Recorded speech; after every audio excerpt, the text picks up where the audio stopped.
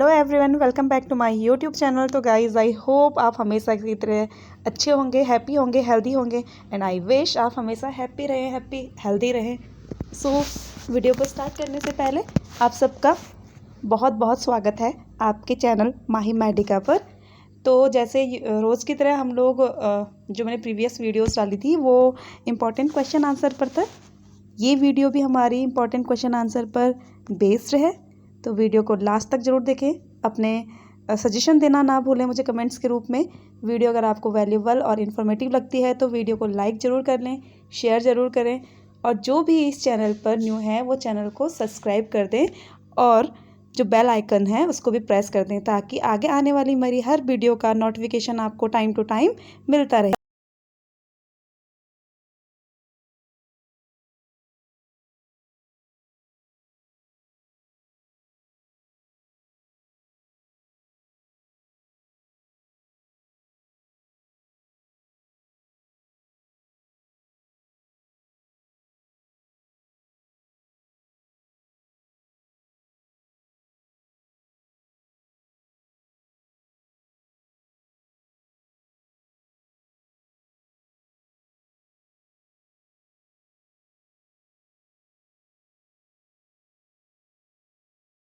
करते हैं question number first. Question number first आपके सामने है, drug of choice for ascariasis is. ठीक है, एस्केरेसिस जो डिजीज़ कंडीशन है उसमें से ड्रग जो ये फॉलोइंग्स आपके पास ऑप्शन दिए हैं उसमें से ड्रग ऑफ चॉइस क्या होती है। तो बात करते हैं एस्केरेसिस होता क्या है। तो एस्केरेसिस मतलब होता है information of the small intestine caused by the ascariasis. ठीक है, लम्ब्रिकॉड्स। देखो जो हमारा स्मॉल इंटेस्टाइन होता है उसका एक इन्फेक्शन होता है जो मेनली किसके कारण कॉज होता है, हमारा एस्केरिस लम्ब्रिकॉड्स के द्वारा होता है। ठीक है, ये एक राउंड वॉर्म इन्फेक्शन है। तो इसमें जो ड्रग ऑफ चॉइस है वो हमारा ऑप्शन सी यानी मेबेंडाजोल है। क्वेश्चन नंबर टू की ओर चलते हैं। Peripheral neuritis is a side effect of which anti tuberculin drug. ठीक है, पेरिफेरल न्यूराइटिस किसका कौन से एंटी ट्यूबरकुलिन ड्रग का साइड इफेक्ट ये पूछ रहा है। तो पेरिफेरल न्यूराइटिस होता है क्या, सबसे पहले ये देख लेते हैं। ठीक है, तो पेरिफेरल न्यूराइटिस मतलब होता है इन्फ्लामेशन ऑफ वन और मोर पेरिफेरल नर्व्स। ठीक है, तो ये होता है हमारा आइसोनियाजिड जो हमारे एंटी ट्यूबरकुलिन ड्रग होती है। तो इस क्वेश्चन का जो करेक्ट आंसर है वो ऑप्शन बी यानी आइसोनियाजिड है। ठीक है, आइसोनियाजिड क्या है, हमारा एक एंटी ट्यूबरकुलिन ड्रग है और इसका यूज़ अगर हम लोग करते हैं तो इसका जो साइड इफ़ेक्ट हम लोग पढ़ेंगे तो वो पेरिफेरल न्यूराइटिस एक इसका मोस्ट कॉमन साइड इफ़ेक्ट है। ठीक है, जितने भी है रिफाम्पसिन, आइसोनियाजिड, स्ट्रेप्टोमाइसिन, इथाम्बुडोल, ये सब क्या है, हमारी एंटी ट्यूबरकुलिन ड्रग है। चलिए बढ़ते हैं क्वेश्चन नंबर थ्री की ओर। तो क्वेश्चन नंबर थ्री है, gynaecomastia is one of the side effect of. Gynaecomastia side effect है ये पूछ रहा है। तो सबसे पहले देख लेते हैं गायनेकोमैस्टिया होता है क्या है। देखो, enlargement of a man's breast usually due to hormones imbalance और हार्मोन थेरेपी।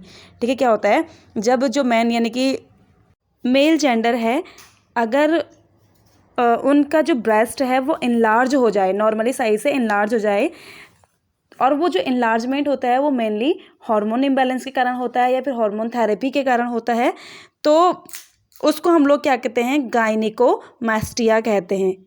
ठीक है, तो ये स्पाइरोलैक्टोन का साइड इफ़ेक्ट है। ठीक, तो आपको यहाँ पर गायनेकोमैस्टिया शब्द याद रखना है। तो गायनेकोमैस्टिया को अगर हम डिफाइन करेंगे तो वो है enlargement of men's breast usually due to hormone imbalance और hormone therapy. Question number next की ओर चलते हैं। अगर आपको वीडियो अच्छी लगती है तो वीडियो को लाइक करना ना भूलें। क्वेश्चन नंबर नेक्स्ट है आपके सामने, use of oral contraceptive pills by women reduce the risk of. तो कॉन्ट्रासेप्शन से ये क्वेश्चन पूछा गया है, बहुत सिंपल आंसर है इसका, ओवेरियन कैंसर। ठीक है, use of oral contraceptive pills by women reduce the risk of. ठीक है, अगर कोई विमेन ओरल कॉन्ट्रासेप्टिक पिल्स ले रही हैं तो उसमें जो ये फॉलोइंग जो आपके पास ऑप्शन है वो उसमें कौन सी किस चीज़ का रिस्क क्या होता है हमारा, रिड्यूस हो जाता है। तो ऑप्शन फर्स्ट है ब्रेस्ट कैंसर, सेकंड है ओवेरियन कैंसर, थर्ड है सर्वाइकल कैंसर और फोर्थ है यूट्राइन कैंसर। तो इसका जो करेक्ट आंसर है ऑप्शन बी यानी कि ओवेरियन कैंसर है। Next question, bleeding between the menstrual period is known as, ठीक है, मेंस्ट्रुअल जो मेंस्ट्रुअल पीरियड है उसके बीच में ब्लीडिंग को हम लोग क्या कहते हैं, तो इसका करेक्ट आंसर है मेटॉर्जिया। तो मेटॉर्जिया का अगर डिफाइन करने के लिए कभी आए तो इसका आप डिफाइन कर सकते हैं abnormal heavy bleeding at menstrual, ठीक है। देखो नॉर्मली मेंस्ट्रुअल साइकिल्स होती हैं, जब उसके बीच में अगर हमें हैवी ब्लीडिंग होने लगती है तो उसे मेटॉर्जिया कहते हैं, ये टर्म आप याद रखें। Next question, retraction of foreskin is difficult to impossible is known as, ये हमारा मेल रिप्रोडक्टिव सिस्टम MSN से लिया गया है क्वेश्चन, ठीक है। तो इसका जो करेक्ट आंसर है वो आएगा हमारा फाइमोसिस, ठीक है। इसमें क्या होता है, जो मेल रिप्रोडक्टिव ऑर्गन होता है पेनिस, ठीक है, उसके जो फोर स्किन होता है वो रिट्रैक्ट हो जाती है जिससे उसे बहुत पेन होता है, ठीक है। तो उस कंडीशन को हम लोग क्या बोलते हैं, फाइमोसिस कहते हैं।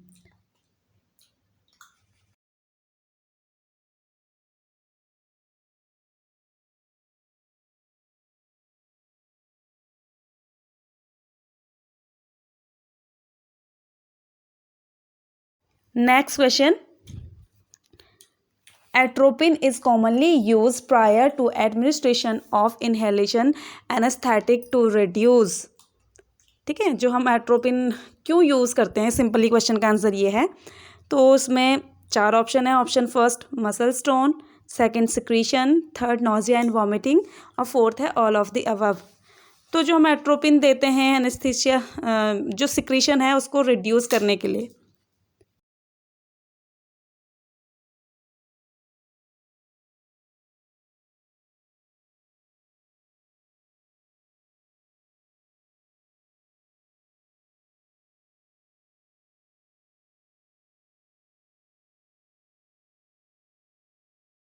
नेक्स्ट क्वेश्चन की ओर चलते हैं। A low pitch continuous gargling sound caused by secretion in the large airway is called, तो सबको पता है रेस्पिरेटरी ट्रैक्ट से ये हमारा क्वेश्चन बना है, तो उसे वीजिंग साउंड कहते हैं। जैसे आप कभी किसी के लंग साउंड को सुनते हैं, अगर आपको लो पिच्ड साउंड सुनाई दे आपको, तो समझ जाना चाहिए कि उस जो टर्म है उसको हम लोग क्या कहते हैं, वीजिंग साउंड कहते हैं।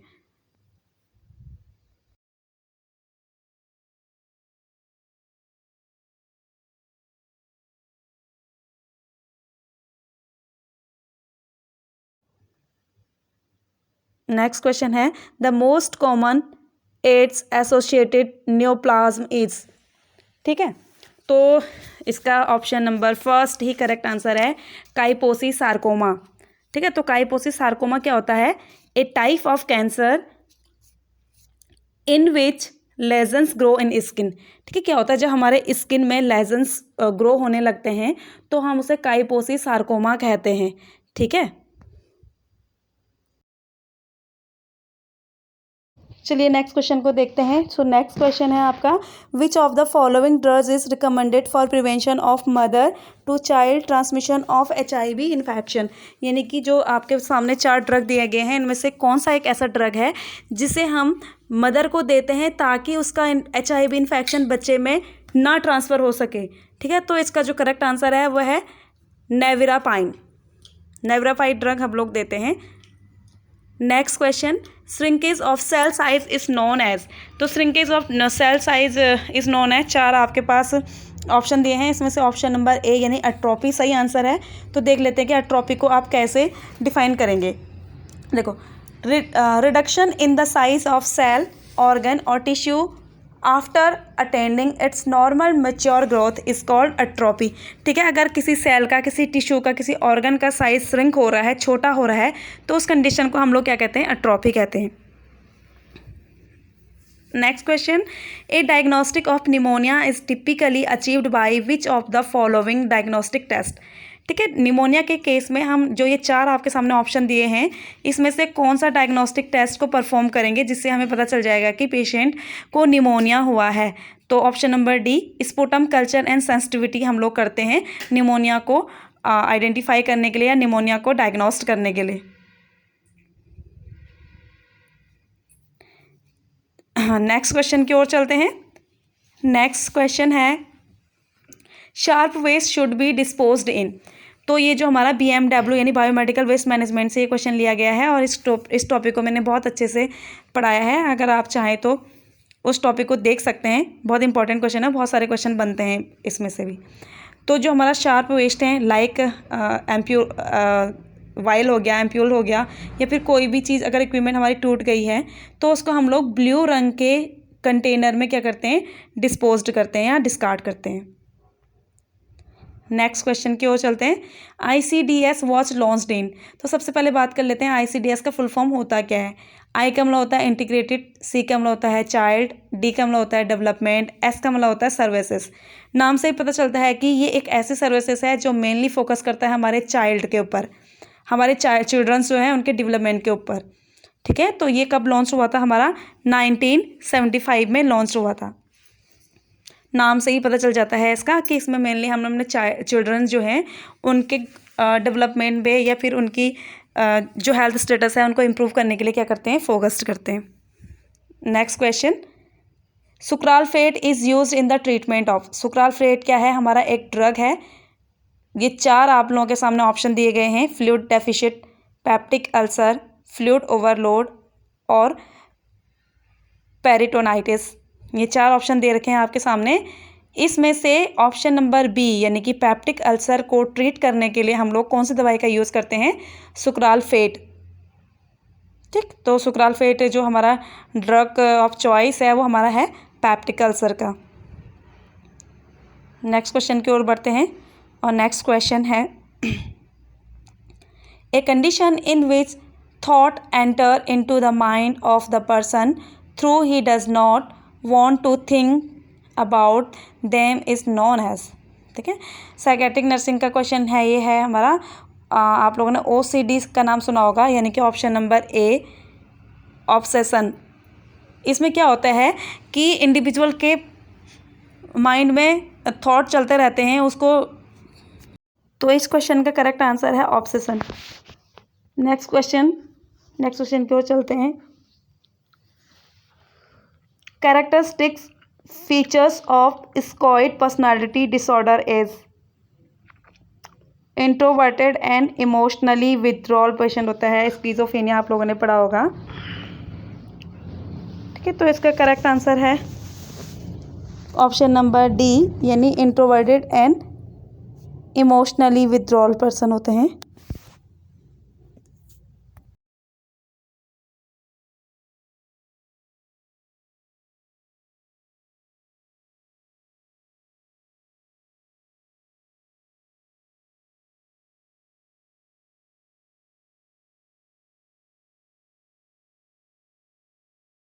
और बढ़ते हैं और क्वेश्चन नंबर नेक्स्ट है, kit supplied at sub centre is called as. यानी जो सब सेंटर है वहाँ पर कौन सी किट हम सप्लाई करते हैं, तो वो किट है हमारा किट बी। इस किट बी में क्या क्या चीज़ आती हैं ये आप लोगों को पता होना चाहिए। अगर आपको नहीं पता है तो आप मुझसे कमेंट में पूछ सकते हैं।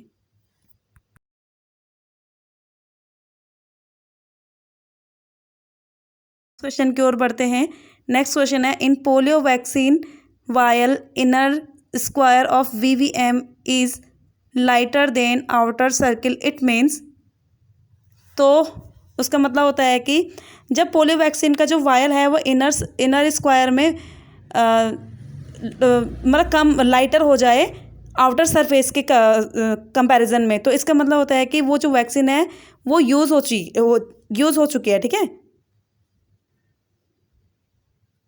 नेक्स्ट क्वेश्चन की ओर चलते हैं।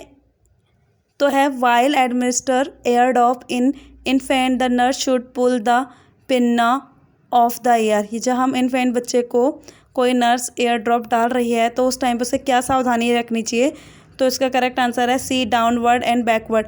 यानी हम उसके जो पिन्ना वाला पार्ट है ईयर का इन्फेंट का, उसको डाउनवर्ड और बैकवर्ड की पोजीशनिंग में रखेंगे।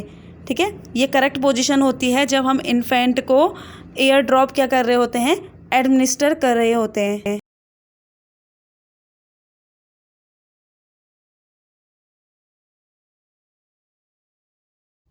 Next question, which among the following vaccine is stored in freezer. 4 option दिए गए हैं आपके, BCG, मीजल्स, DPT, TT। इनमें से कौन सी वैक्सीन है जिसको हम फ्रीज़र में स्टोर करते हैं? तो मीजल जो वैक्सीन होती है हमारी, उनको क्या करते हैं हम लोग फ्रीज़र में स्टोर करके रखते हैं।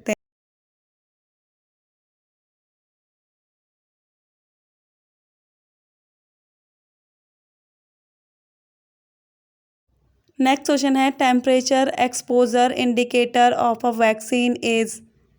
तो इसका करेक्ट आंसर है VVM।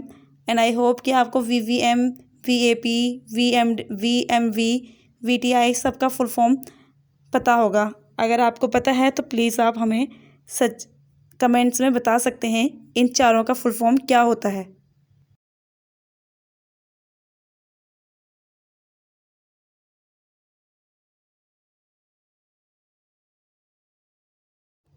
बढ़ते हैं नेक्स्ट क्वेश्चन की ओर, और नेक्स्ट क्वेश्चन है, वार्फिन इंटरफेरेंस विद। जो वार्फिन होता है वो किसके संग इंटरफेयर करता है तो वो है हमारा प्लेटलेट एक्टिवेशन। इसका करेक्ट आंसर होगा option B, platelet activation. Warfarin interference with, option number है endothelial response, option number B platelet activation, option number C activation of thrombin, और option number D collagen formation. तो इसका correct answer option number B यानी platelet activation होगा।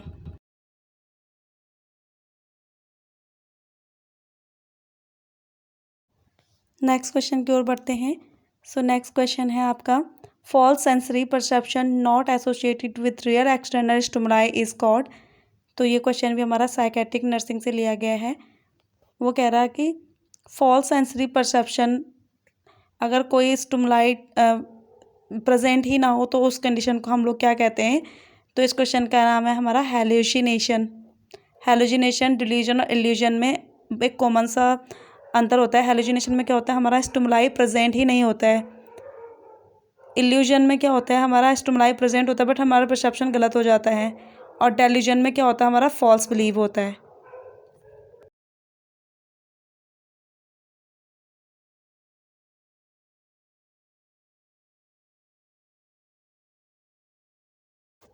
सो आज के question answer यहीं पर ही ख़त्म होते हैं। तो उम्मीद है कि आप सब लोगों को वीडियो अच्छी लगी होगी। अगर आपको वीडियो पसंद आती है तो वीडियो को लाइक करना जरूर, लाइक करना ना भूलें। चैनल पे जो नए हैं वो लोग चैनल को सब्सक्राइब कर दें, बेल आइकन को प्रेस कर दें, और प्लीज़ प्लीज़ अपने सजेशन मुझे देते रहें। Thank you so much for your love and support. Thank you so much guys.